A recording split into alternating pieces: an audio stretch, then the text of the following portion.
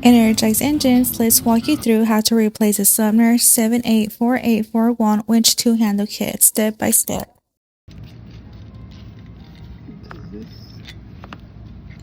Before we install the new kit, we will start by removing the existing winch kit, and this is what Marco is doing right now. This is what it looks like all apart. Right now, this is a little of the tools that you will be needing. These are your basic shop tools. For this next part, we're using a new winch assembly strictly for references purposes only. This allows us to clearly show how the winch comes apart and how the Sumner 2-handle replacement kit installs correctly. You don't need a new winch to install this kit. This is simply just a visual guide.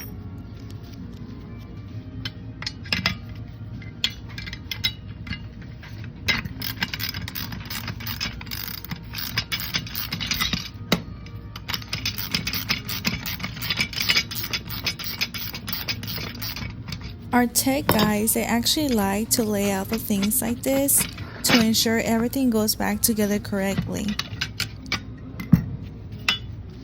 This is the time you can follow along and take your winch apart as well. This gives you a clear visual of how everything should look like when you're finished.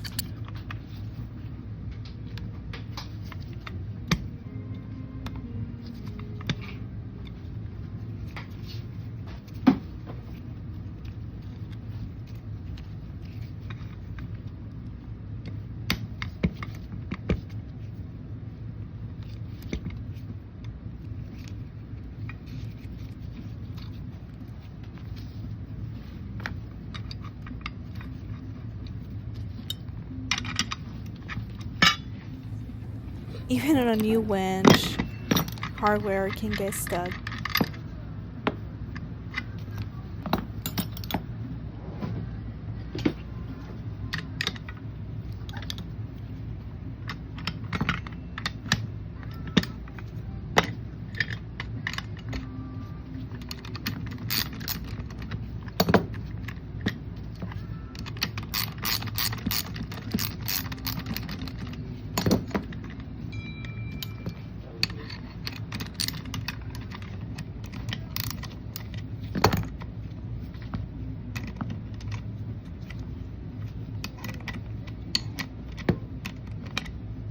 That's not gonna be.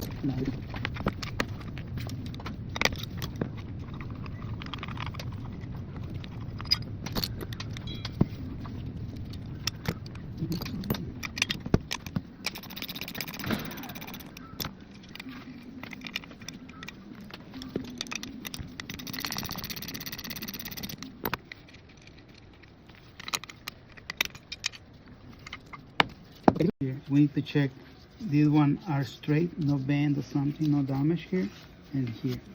If everything looks good and straight, we can start. We can do the all kit on the side, and we need the cover. We need this. Okay. So.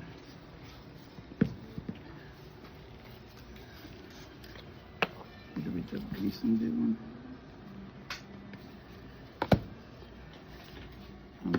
I like to check this one goes smooth. Just okay. Let's start here. The new brake pad, and we can leave it here for now, and we can do okay. Actually, this one has this bolt go like this, and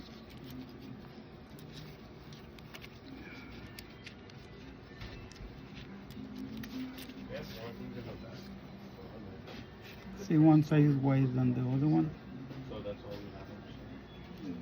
so the wider goes to the housing and the narrow one goes to the paw.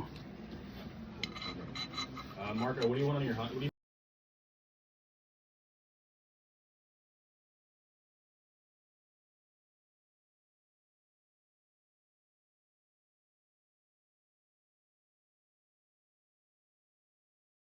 faster.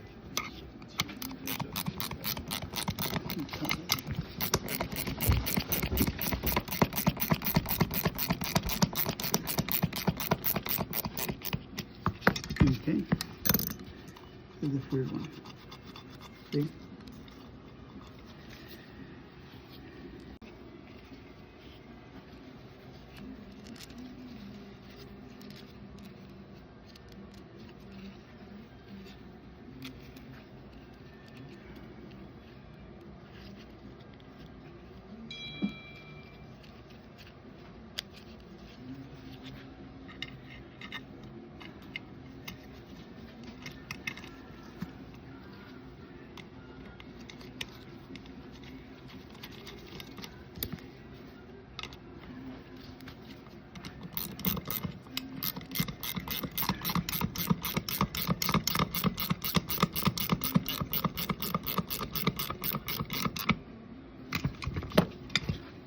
Okay, now we have both.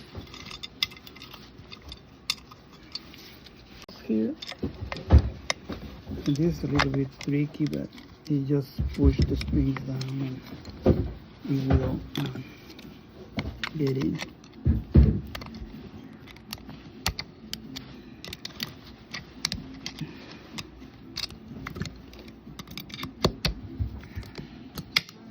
There, see? Oh, yes, right there. Brake pad. And push it in. Yes. When we have it here, we can do the little snap ring. And I use a wider screwdriver to push it down. That's it. And then the outer brake pad, the outer brake disc.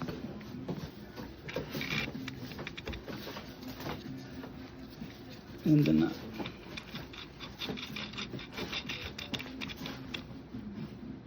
Yes. 5/8.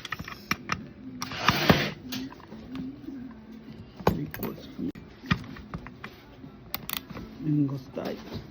Tighten out. And when we have this, you can test by hand, locking this, and you can hear the click. And when it goes back, it release the brake and it works like that. And then again, when the drum is not on, you don't do that because you need some pressure here to start working the brake. Okay, so now the drum. I like to stick this one here a little bit. Not all the way, just like that. And that way we can do this.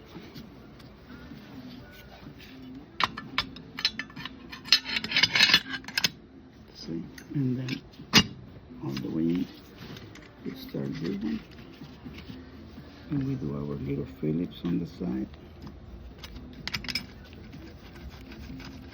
tight by hand, and then 5/8 and 11/16. A little bit snug.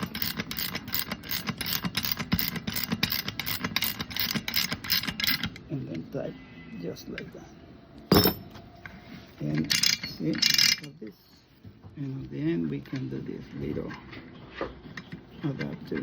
And it came with the new Allen set screws. So we know this is 5/8 and 5/8. We loose it. We can take this one off and that way, not on the way.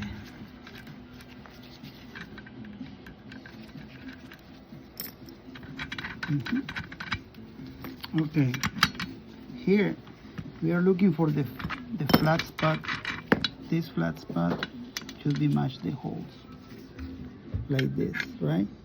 So if I go all the way in and it doesn't match, I can tight some, it's very close. If it doesn't match, just go back a little bit and make it set on the flat spot. right there. It doesn't matter if it feels a little bit loose, but we need the flat spot on the hole.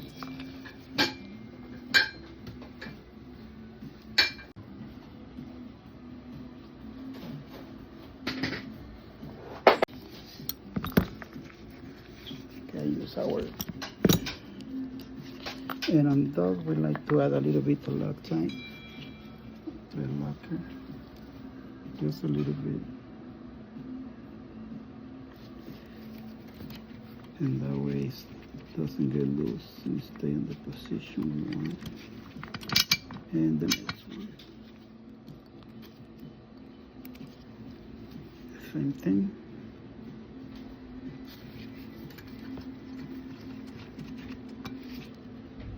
And it should be the same, like the hole in the same position as flat as we can.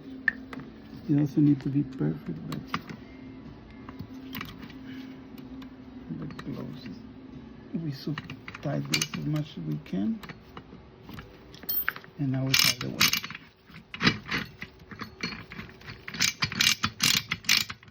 And we recommend to put a little bit of grease on the gears. I don't need on this because it's new, but now it's working. And we have another extra Allen set screw here, so I will just tighten in and let me see if I have the right size for that. See?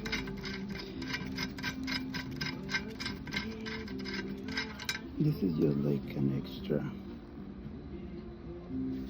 very little, because then you try to remove it, it gets tight like crazy.